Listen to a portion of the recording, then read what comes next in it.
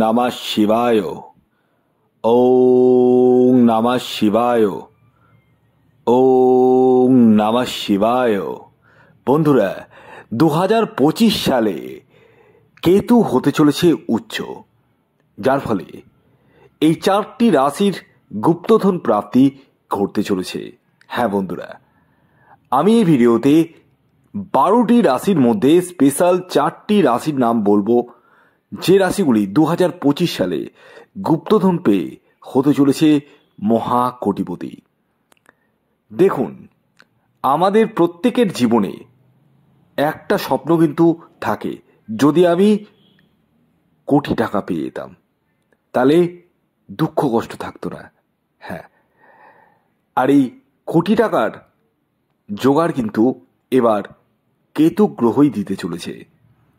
কারণ কেতু গ্রহ এমন একটা গ্রহ যে আমাদের গুপ্ত বা সুপ্ত জিনিসকে বোঝায়। তাই আপনার নিজস্ব ন্যাকাল চার্টটা একবার খুলে দেখুন। দেখুন তো কেতু গ্রহ আপনার ন্যাকাল চার্টে বা জন্মছকে কোনভাবে অবস্থান করছে, ডিগ্রিগত দিক থেকে কতটা স্ট্রং রয়েছে। হ্যাঁ, এই বিষয়গুলো কিন্তু দেখতে হবে। ইয়েস, কারণ যে কোনো ধরনের গুপ্ত জিনিস বলুন, সেটা কিন্তু কেতু গ্রহই দিয়ে থাকে। এবার আপনারা বলতে পারেন যে এই যুগে গুপ্তধন কি আদৌ পাওয়া সম্ভব? আমি বলবো হ্যাঁ, তবে আগেকার নিয়মে নয়। মানে আগেকার দিনের আপনারা অনেকেই দাদু ঠাকুমার কাছে শুনেছেন যে লাঙলের ফলাতে, হ্যাঁ, চাষ করতে গিয়ে লাঙলের ফলাতে মোহর উঠে এসছে। এটা বাস্তব কথা।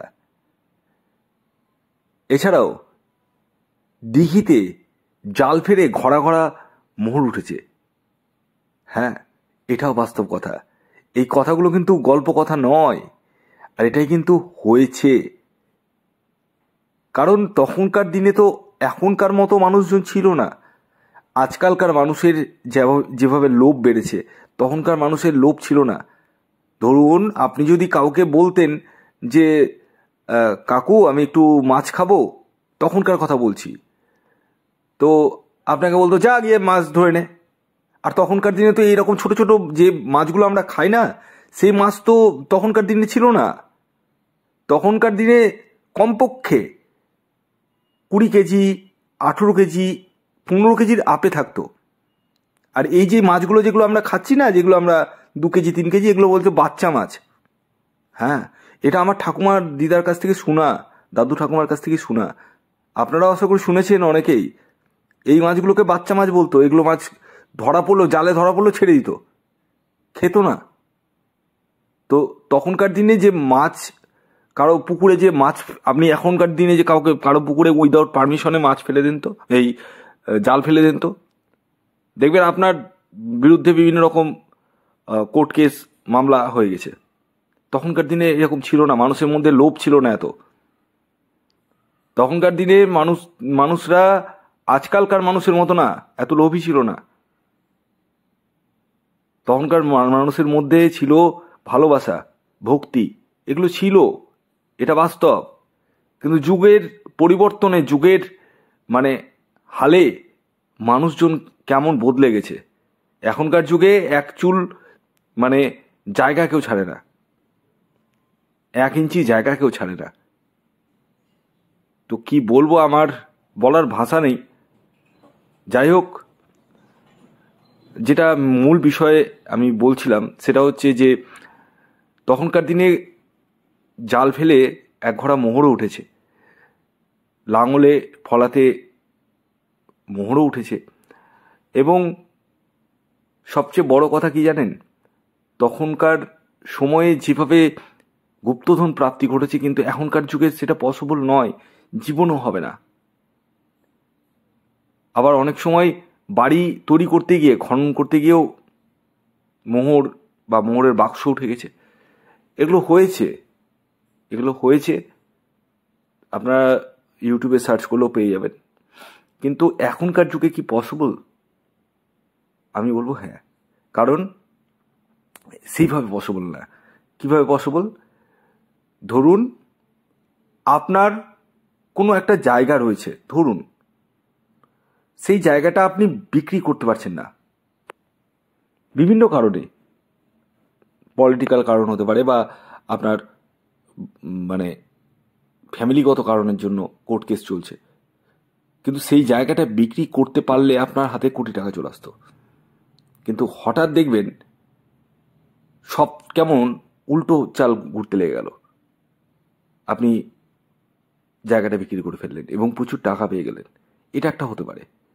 দ্বিতীয় হতে পারে, আপনি হঠাৎ করে দেখতে পারেন যে আপনার ব্যাংকে হঠাৎ করে প্রচুর টাকা ঢুকে গেছে। এটা হয়েছে, এই যুগেও হয়েছে, তো এটা হওয়ার সম্ভাবনা রয়েছে। এছাড়াও কাজ করতে গিয়েও অনেক সময় টাকা পয়সাও মানুষ পায় বর্তমান যুগে। টাকা পয়সা রাস্তায় যেতে যেতেও টাকা পেয়ে যায়, অনেকেই পায়। তো সে বেশি টাকা পায় না, ধরুন 10 টাকা বা 50 টাকা নোট পড়ে আছে বা 100 টাকা নোট পড়ে আছে, তার বেশি না। কিন্তু আপনারা যদি ক্রিপ্টোকারেন্সিতে ইনভেস্ট করেন, আমি নাম বলবো না, তো সেখানে থেকে কিন্তু 10x প্রফিট হওয়ার সম্ভাবনা থাকে। তো সেই জায়গাটা কিন্তু হতে চলেছে। আর কেতু আপনাদের অর্থাৎ এই 4টি রাশির ক্ষেত্রে কিন্তু ঠিক নভেম্বরের পরবর্তী সময়ে কিন্তু গুপ্তধন এনে দিতে চলেছে। তবে তার জন্য আপনার নিজস্ব ব্যক্তিগত জন্মছকে কেতু গ্রহকে শুভ থাকার প্রয়োজন রয়েছে। যদি কেতু শুভ না থাকে তাহলে ইমিডিয়েটলি আমার সাথে পরামর্শ করে কেতু রক্ষা কবচ ধারণ করতে পারেন। তাতে কিন্তু কেতুকে কিন্তু পাওয়ার অফ করে ফেলতে পারবেন। আর কেতু পাওয়ার অফ হয়ে গেলেই আপনার জীবনে অবিরাম অর্থ কিন্তু আসবে। এবার আসুন আমি একে একে সেই 4টি রাশির নাম আপনাদেরকে জানিয়ে দিই, যে রাশিগুলি 2025 সালে কেতুর প্রভাবে গুপ্তধন প্রাপ্তি ঘটতে চলেছে। প্রথম যে রাশির নাম বলবো সেটি মকর রাশি। মকর রাশির জাতক ও জাতিকাদের ক্ষেত্রে কিন্তু গুপ্তধন পাওয়ার প্রবল সম্ভাবনা হয়ে উঠতে চলেছে। দ্বিতীয় যে রাশির নাম বলবো সেটি ধনু রাশি। ধনু রাশির জাতক ও জাতিকাদের ক্ষেত্রেও কিন্তু গুপ্তধন পাওয়ার সম্ভাবনা হয়ে উঠতে চলেছে। ইয়েস। 3 নম্বর যে রাশির নাম বলবো সেটি হচ্ছে বৃশ্চিক রাশি। বৃশ্চিক রাশির জাতক ও জাতিকাদের ক্ষেত্রেও কিন্তু গুপ্তধন পাওয়ার সম্ভাবনা হয়ে উঠতে চলেছে। এবং সর্বশেষ 4 নম্বর যে রাশির নাম বলবো সেটি হচ্ছে সিংহ রাশি।